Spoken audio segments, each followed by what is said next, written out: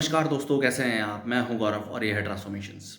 Supreme court of India ने जो आज टिप्पणी की है national highway authority of India limited NHAI की जो मामला है, जो कि बेसिकली केरला से लिंक्ड है,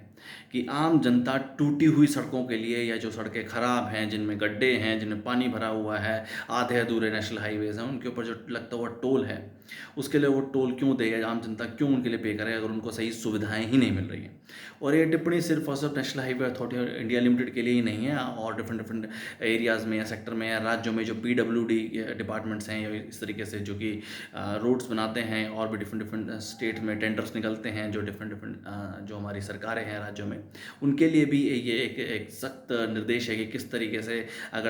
आम जनता को प्रॉपर तरीके से रोडवेज की फैसिलिटीज़ नहीं मिलेगी तो उस पर टैक्स लगाना या टैक्स देना भी जनता की कोई जिम्मेदारी नहीं है। अब ये मामला है मेजरली केरला का जो नेशनल हाईवे है 544 जो कि थ्रिसूर डिस्ट्रिक्ट में है केरला में,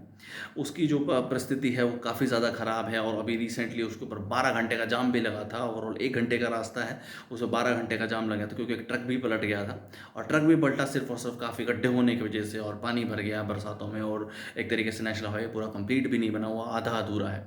उसके बाद जो वहाँ पे लोगों ने एक तरीके से जो स्टेट जो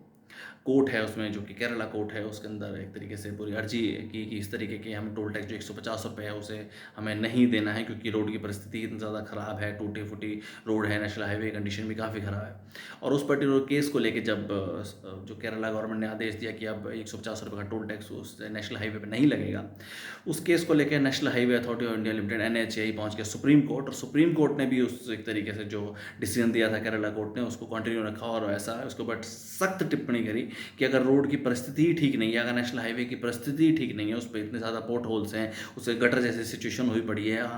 एक तरीके से पानी भरा हुआ है, पानी बह रहा है, काफ़ी जगह से नेशनल हाईवे इवन टूटा भी हुआ है, ऐसी परिस्थिति में आम जनता उसके लिए टैक्स क्यों दे सकती है? आप पहले पूरे प्रॉपर एक तरीके से नेशनल हाईवे को कंप्लीट कीजिए, उसकी एक तरीके से मरम्मत कराइए, उसकी सिचुएशन ठीक करिए, उसके बाद टोल टैक्स लगाइए। अब देखिए, इसके ऊपर एक और बड़ा इशू ऑफ कंसर्न क्या है, जब नेशनल हाईवे की सिचुएशन ख़राब है तो national highway authority of India limited को, जब केरला की जो स्टेट कोर्ट है उसने एक तरीके से ऑर्डर भी दिया कि आप पूरे जो नेशनल हाईवे है उसको ठीक करिए, और उसके बाद आप टोल टैक्स चार्ज करिए, उसके बावजूद अपनी कमी को मानने के बजाय, चीज़ों को इंप्रूव करने के बजाय, उनके लिए ये इंपॉर्टेंट नहीं था कि रोड को या नेशनल हाईवे को ठीक किया जाए, सुप्रीम कोर्ट में जाके वो केस लड़ेंगे।